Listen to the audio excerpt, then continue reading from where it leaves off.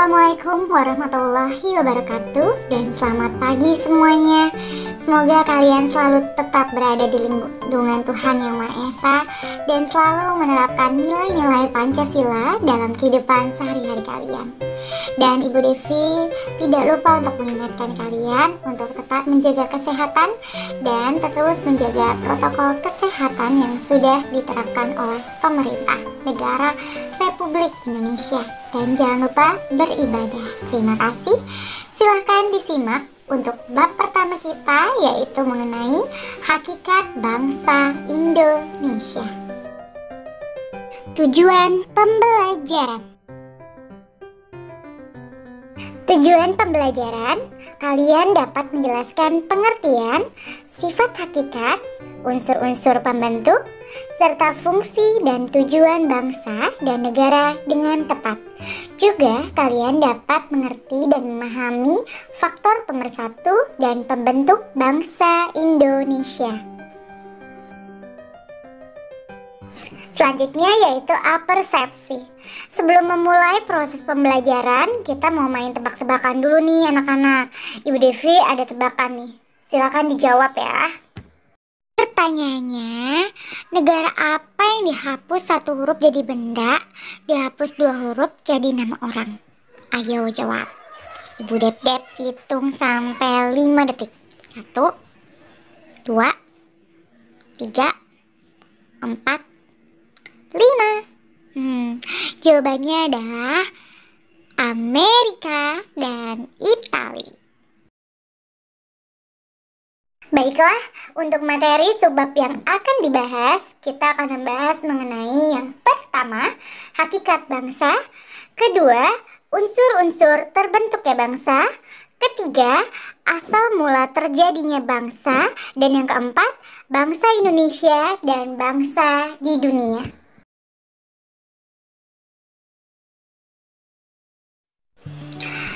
Materi yang pertama akan kita bahas adalah pengertian manusia sebagai makhluk individu dan makhluk sosial. Menurut kalian, apa sih yang dimaksud dengan makhluk individu dan apa yang dimaksud dengan makhluk sosial?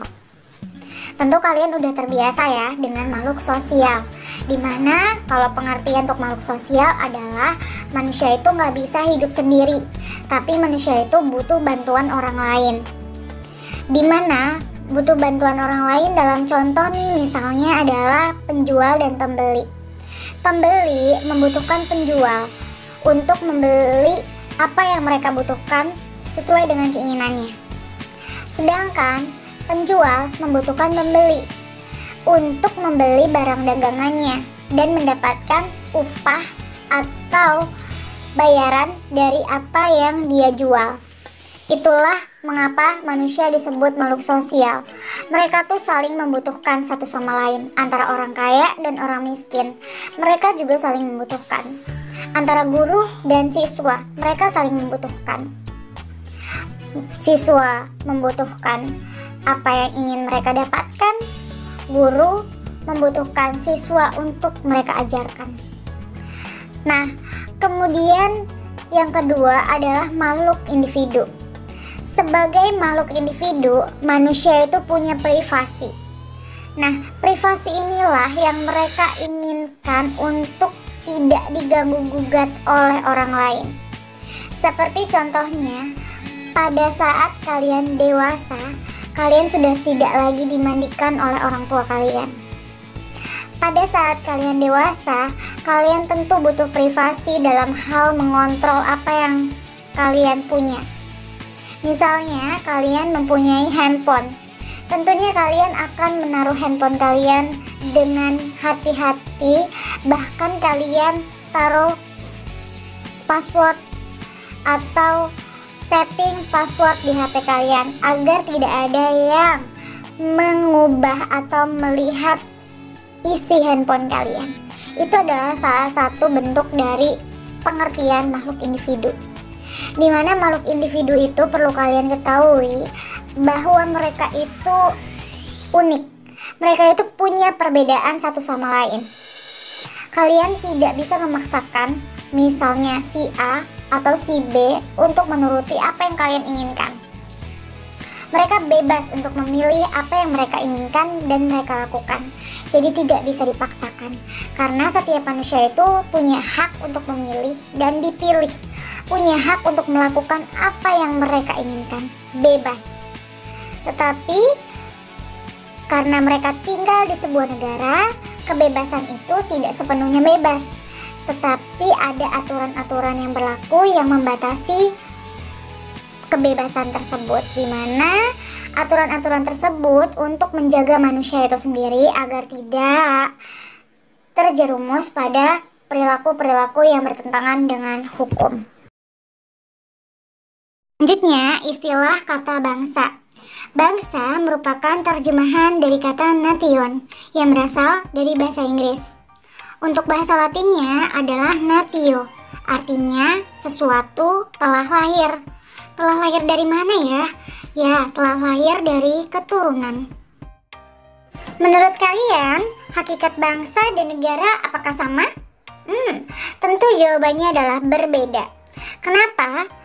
Karena bangsa itu lebih mengarah kepada sekelompok orang yang punya kesamaan dalam hal budaya, adat istiadat, identitas, dan ideologi.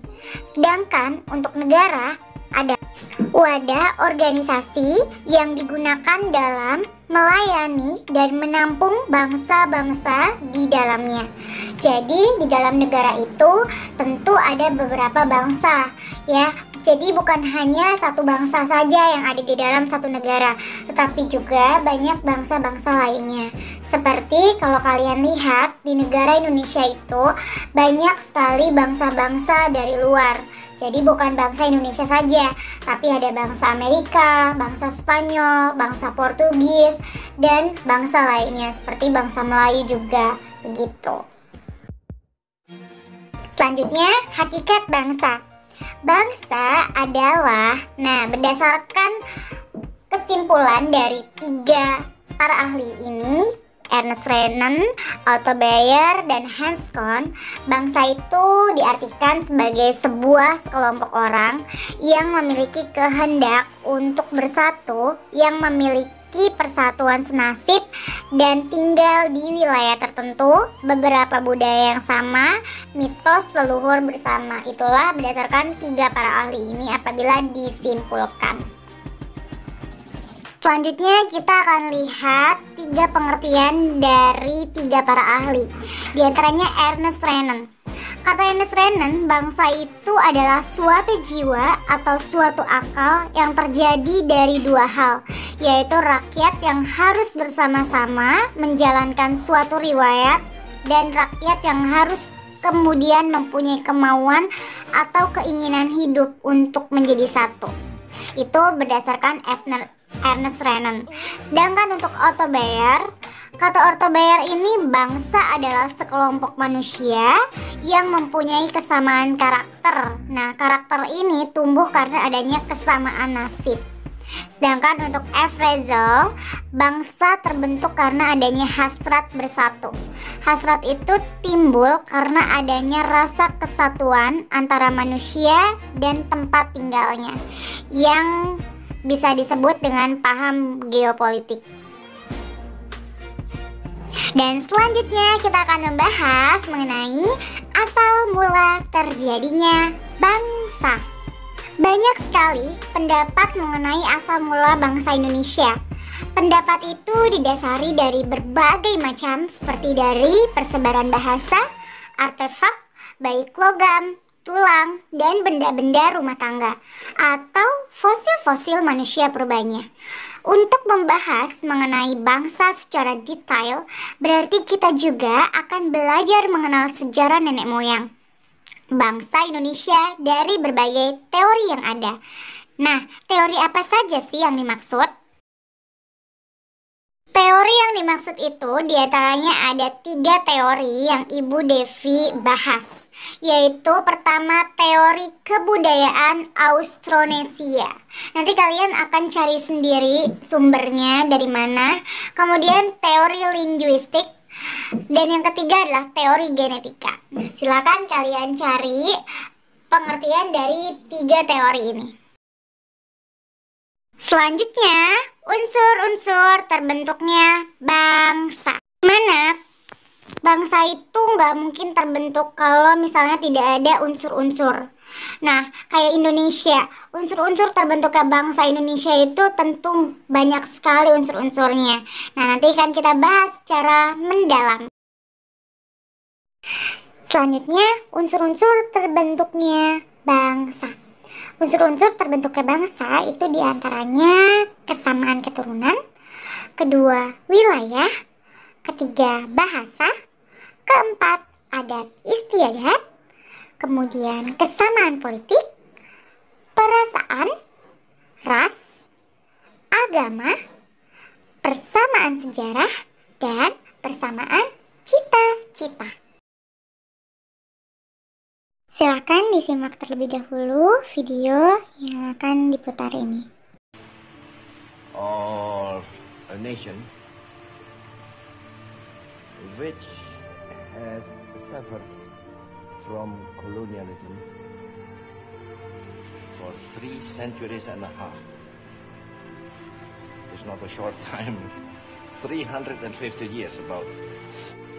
I said in the United Nations several years ago that imperialism is not yet dead, it is only dying. But it's not yet dead. And I personally, God willing, I shall keep on fighting imperialism. We were prohibited, forbidden to pronounce our own name, Indonesia. That was taboo in Dutch time. Dan secara umum, untuk unsur-unsur pembentuk bangsa diantaranya juga ada keinginan untuk mencapai kesatuan nasional yang terdiri atas kesatuan sosial, politik, ekonomi, agama, kebudayaan, komunikasi, dan solidaritas. Yang kedua, keinginan mereka untuk mencapai kemerdekaan dan kebebasan nasional sepenuhnya, yaitu bebas dari dominasi dan campur tangan bangsa asing terhadap urusan dalam negerinya. Yang ketiga, kenapa mereka ingin membentuk sebuah bangsa adalah keinginan mereka dan kemandirian, keunggulan, individualistis, dan keaslian atau kekasan, di mana mereka itu ingin menjunjung tinggi bahasa nasional yang mandiri. Dan yang keempat, mereka ingin sekali untuk menonjol unggul di antara bangsa-bangsa dalam mengejar kehormatan, pengaruh, dan praktisme. Nah, itulah mengapa mereka ingin sekali membentuk sebuah bangsa. Materi selanjutnya yaitu pembentukan dan pemersatu bangsa Indonesia. Kalau tadi kita membahas mengenai faktor pembentukan bangsa secara umum, lalu apa aja sih faktor pembentukan bangsa Indonesia secara khusus? Nah, Ibu Dep-Dep akan menyebutkan diantaranya ada persamaan asal keturunan etnis. Yang kedua, persamaan pola kebudayaan. Ketiga, persamaan tempat tinggal yang disebut dengan khas tanah air. Keempat, ada persamaan sejarah, di mana mereka merasa sudah tidak betah lagi nih menjadi bangsa yang terjajah. Akhirnya karena mereka merasa sama-sama dijajah, sehingga akhirnya mereka ingin sekali merdeka dan akhirnya membentuk sebuah bangsa. Dari sebuah bangsa ini yang akhirnya berkelompok menjadi satu untuk melawan penjajah, ya, agar kabur tuh dari negara Indonesia. Nah, akhirnya mereka mencoba bersama-sama untuk memerdekakan negara Indonesia. Dan alhamdulillah saat ini kita benar-benar sudah sejahtera, bahagia, sentosa, tidak ada penjajah lagi ya, semoga. Dan yang terakhir adanya persamaan cita-cita. Nah, persamaan cita-cita ini salah satu diantaranya adalah sama-sama ingin merdeka. Itulah faktor pembentukan bangsa Indonesia. Kalau tadi kita ngebahas mengenai faktor pemersatu bangsa secara umum, lalu apa aja sih faktor pemersatu bangsa Indonesia? Ya, diantaranya adalah Pancasila, kemudian Undang-Undang Dasar 1945, ketiga, bendera kebangsaan merah putih, yang keempat, lagu kebangsaan Indonesia Raya. Kelima, bahasa Indonesia, yaitu bahasa ibu negara Indonesia sendiri. Yang keenam, satu wilayah Indonesia. Dan yang terakhir, satu pemerintah negara. Nah, itu adalah faktor-faktor pemersatu bangsa Indonesia. Kalau tidak ada faktor-faktor tersebut, maka bisa jadi tidak ada bangsa Indonesia dan tidak ada juga negara Indonesia. Seperti saat ini, di mana kita sekarang ada di negara Indonesia. Kita menempati negara Indonesia bersama keluarga tercinta kita. Selanjutnya, membahas mengenai motivasi. Nah, untuk motivasinya, Ibu Devi akan memberikan sebuah motivasi yang tentunya akan menggetarkan hati kalian dengan tayangan sebagai berikut. Silakan ditonton ya. You have to be passionate about one thing.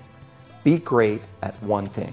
The world will reward your knowledge of a very narrow field. So the analogy I always use is, Tom Brady. I love NFL football. Tom Brady gets paid $25 million a year to throw the ball. He doesn't get paid to block. He doesn't get paid to tackle. In fact, when he does those things, people freak out. Be Tom Brady. Be good at one thing. At one thing. And then be great at that one thing. Be world class at one thing. Forget your weaknesses, because somebody is going to eat your lunch. The hardest thing in life to learn is to lose. Winning's easy. You win, you're happy, you get a high five, your friends are happy. It's your ability to take a loss, get up the next day, dust yourself off, and keep going. I have lost at everything you can imagine. Seriously, everything that can go wrong has gone wrong for me, but